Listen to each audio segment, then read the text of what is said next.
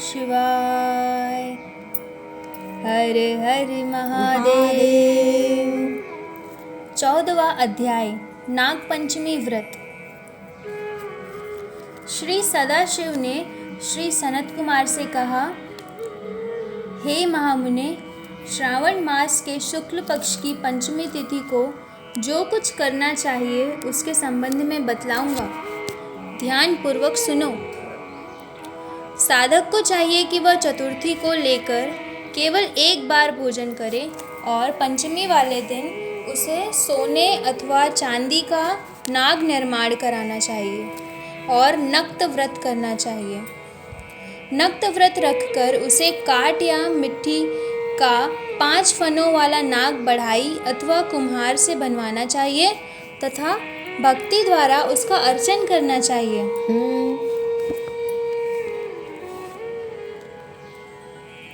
अपने घर के मुख्य द्वार के दोनों तरफ गोबर का 5 फनों वाला सांप बनाकर उसकी दूध तथा खीलों से पूजा करनी चाहिए। करवीर, मालती, चमेली तथा चंपा के फूलों द्वारा रमणीय गंध, अक्षत, धूप और दीप से पूजा करनी चाहिए। ब्राह्मणों को शुद्ध घी के लड्डू तथा खीर का भोजन करवाना चाहिए। अनंत वासुकी, शेष, पद्मनाभ, कंबल, करकोटक, अश्व, धृतराष्ट्र, शंखपाल, कालीय तथा तक्षक इन नागों के कुलाधीप को हल्दी व चंदन से दीवार पर अंकित करना चाहिए तथा नाग माता कद्रू को भी अंकित करके फूल आदि से पूजा करनी चाहिए। साधक को नाग देवताओं का पूजन करके घी और खांड मिलाकर उनको दूध पिलाना चाहिए। उस दिन लोहे की कढ़ाई में कोई पकवान न पकाना चाहिए। गेहूं और दूध का पायस बनाकर भुना चना, धान का हलवा, धान का लावा, भुने हुए जौ नागों को देने चाहिए। आप भी उन्हीं चीज़ों को खाना चाहिए। साथ ही अपने बच्चों को भी यही भोजन करवाएं। ऐसा भोजन करवाने से छोटे बच्चों के दांत मजबूत हो जाते हैं। बाबी के नज़दीक गान वाद्यों द्वारा उत्सव मनाना चाहिए। स्त्रियों को भी श्रृंगार करके उत्सव मनाना चाहिए। ऐसा करने वाले मनुष्यों को जीवन भर कभी सांप का भय नहीं होता।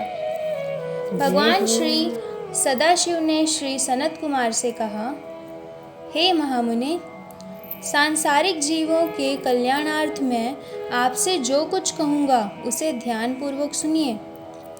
सांप के दर्शन मात्र से मनुष्य की अधोगति होती है। सांप हमेशा तमोगुणी होता है, इसमें संशय नहीं है। पूर्व विधि द्वारा एक भुक्त आदि का नियम कर ब्राह्मणों के सहित प्रेम से नाग बनाकर पूजा करनी चाहिए। इस तरह 12 मासों के शुक्ल पक्ष पंचमी के दिन व्रत करना चाहिए। वर्ष की समाप्ति पर शुक्ल पक्ष की पंचमी को फिर पूजा करनी चाहिए। नागों के भोजन के उद्देश्य से साधु संतों और ब्राह्मणों को भोजन करवा देना चाहिए। इतिहासविद को रत्न विभूषित सोने का नाग देना चाहिए।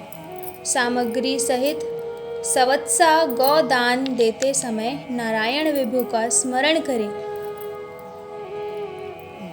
नारायण जो कि सब जगह व्यापक है, सब वस्तुओं को देने वाले हैं, अनंत हैं तथा अपराजित हैं, उनको याद करके साधक को यह कहना चाहिए।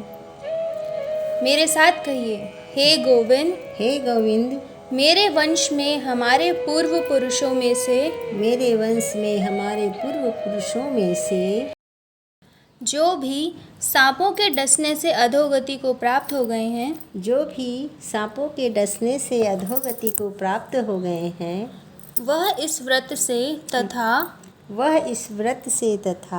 दान से मुक्ति को प्राप्त हों। दान से मुक्ति को प्राप्त हों।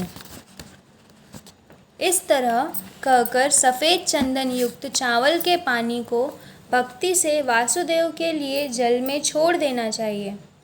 इस प्रकार करने से, यानी व्रत, पूजा तथा दान करने से जो जीव साधक के वंश में मर गए होंगे या सांप के काटने से भविष्य में मरने वाले होंगे, हे महामुने, वह सबके सब सर्प योनि से मुक्त होकर स्वर्गलोक में चले जाएंगे। हे मुनि सत्तम, इस प्रकार व्रत करने वाला अपने वंश का उद्धार कर अप्सराओं से सेवित हो शिव के सानिध्य में जाता है। जो इस व्रत को स्वाति अनुसार करता है उसको इस व्रत के सभी फलों की प्राप्ति होती है।